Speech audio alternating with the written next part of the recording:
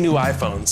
I'm going to tell you about کۆمپانیای ئەپڵ ئایفۆن 14 خستە بازاڕەکان و بەپێی ڕاگەیەندراوی کۆمپانیای ناوبراو قەبارەی مۆبایلەکە تەنکترە و پانتایی شاشەکەی فراوانتر و ڕوونی کوالێتی کامێراکەشی لە 4Kەوە بۆ 8K بەرزکراوەتەوە. This looks great. With the 48 megapixel camera, you have even more flexibility to frame up your shot. Simply tap here to pick the lens you want, and then tap to capture. As you can see, we're going big with iPhone. تیم کوک بەڕێوەبەری جێبەجێکاری کۆمپانیای ئەپڵ ئایفۆن نوێترین بەرهەمی کە ناساندوێتی بە ئایفۆن 14 ڕاگەیاند.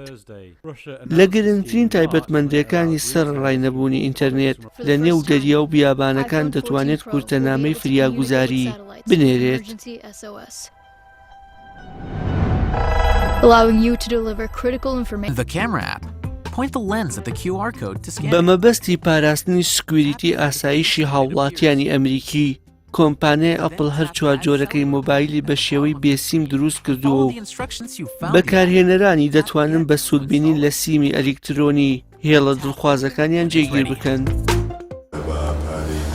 ئابووری ناسێک پێی وایە هەموو تاکێک مافی ئەوەی هەیە بەرهەمە دڵخوازەکانی دەسەبەر بکات، بەڵام بە مەرجێک لە توانایدا بێت و داهاتی ڕۆژانەی خۆی نەخاتە ژێر مەترسیەوە.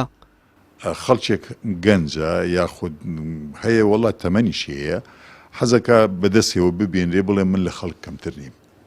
هیچ پێویستی پێ نییە کە تۆ تار تەلەفۆنەکەی 8 بێ و 7 بێ و 13 بێ هەر تەلەفۆنی پێکی.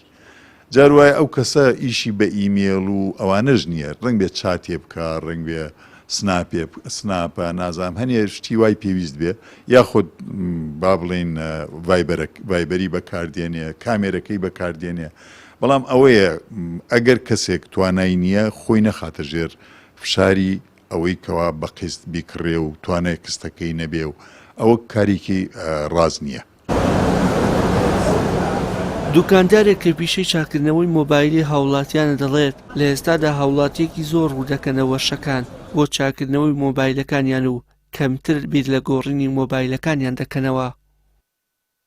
وەڵای خۆتان ئەگەدارن دیارە بەوەی وەزعی ئابووری کوردستانەوە خەڵک ناچێ مۆبایلی گران بەها بکڕێ، بەتایبەتی چینێکی زۆری کۆمەڵگا تەنانەت خەڵکات و مۆبایلی عادی مۆبایلی 112 نۆکیا چاکرا دەکە خۆی مۆبایلەکە سعری تەنا 10,000 هێناوەتی ئەڵە بۆم چاکەرەوە.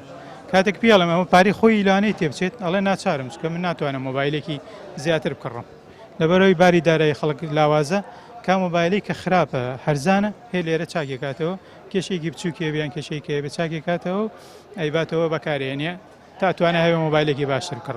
بۆ منە من ئەم ئایفۆنم کڕیوە هەتا ئیش بکە ینی پێویستی من پڕەکاتەوە ئەگەر بێت و ئایفۆن 14 بێت و 15 بێت و 16 بێتە هەر چەند بڕوا بەرەو پێش من ئەمەی خۆم هەتا ئیش بک بەکاری هێنم ینی پێویست ناکە بچم بۆ نەبجارە بە تایبەتەکە باری داراییەکەم باش نەبێ پێویست ناکەم بچم خۆم بخەمە ژێر بارێکی ئاوە ئەو ئایفۆنە بکڕم نەکەر ئایفۆن بۆ هەموو مۆبایلێ یعنی ئەوەی بەمەی من ئەکرێت بەویش هەر ئەوە ئەکرێت یعنی ئەویش هەر هەمان پێداویستی تۆ پڕەکاتەوە بەس چیەشتەکە بۆ بەموت.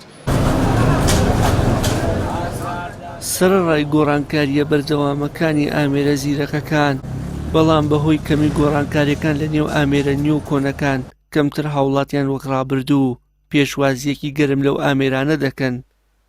وشیار محەممەد، کەناڵی ئاسمانی پەیام، سلێمانی.